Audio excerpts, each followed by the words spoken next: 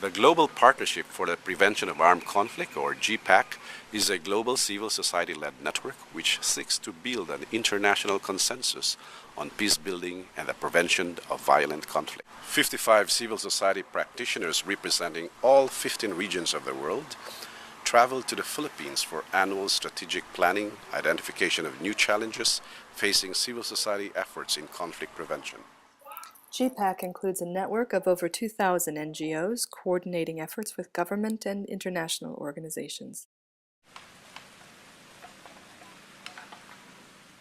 The offer to host the ISGA was precisely to bring the network to interact, wet their feet, so to speak, in the local context and see how a global network links itself to the local context. And vice versa, and how also the local context can appreciate a network or a formation.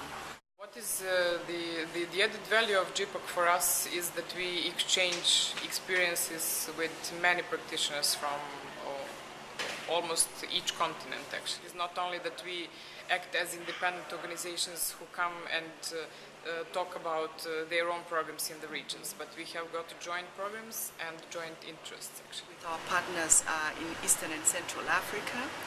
We have had the opportunity to meet together and convene and discuss about issues of conflict that are transnational, and be able then to respond collectively with our partner organizations in the countries within Eastern and Central Africa.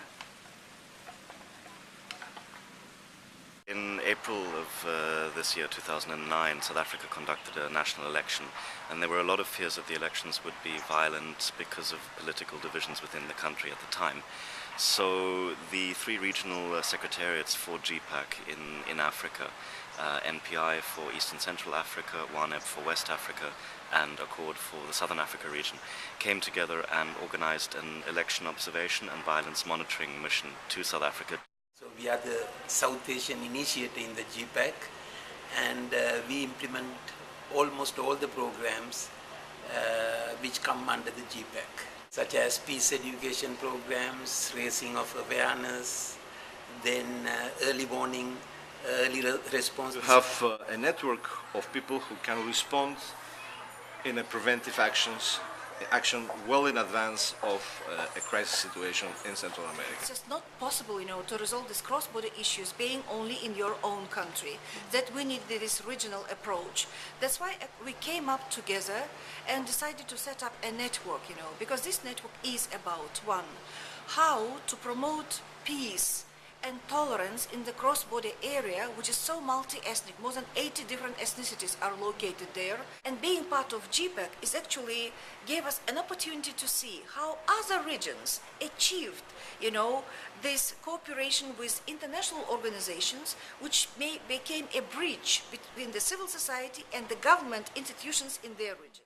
GPAC facilitates multi-stakeholder dialogues to develop comprehensive infrastructures for conflict prevention and peace building. We have a network, and we can reach out across different regions of the world. We need to do a lot of work to support and prepare civil society to engage with those discussions. We build that informed debate, informed by the experiences of our different network members. And then we also have the infrastructure, so to say, for people to engage with those debates in an effective way with the political community, with the security forces themselves, because they don't speak the same language. No, there is no one entity all over the world can say that we can do peace, I can do peace, and nobody, even let's say United States or the United Nations, nobody can do all of the peace. But at the same time, nobody has the right to say that I can do nothing for peace. Anybody can contribute. Nobody has really relationship to their government as civil society. If we can't get that, then we need alternative strategies and strategize together. How can we all lobby towards the Arab League, for example, which is far more open to civil society issues. Rather than looking at the constitution to be a stumbling block to the advancement of peace. Now, civil society can bring this debate and can engage on that and influence the political actors to understand that we are not slaves of a constitution, but rather the constitutions are framed to facilitate how we coexist peacefully and how we relate and take into account one another's needs. Within GPAC, the linkage between the whole advocacy, awareness raising, and the media component is critical because we can bring the voices from civil society, be able to relate those stories out to the media, but that can also become the basis of the policy position. When GPAC members come to Washington, they can meet with Congress and the Pentagon and interact with U.S. policymakers who are making decisions that impact the work of conflict prevention in their regions. Visit our website to learn more about the work of the Global Partnership for the Prevention of Armed Conflict at www.gpac.net.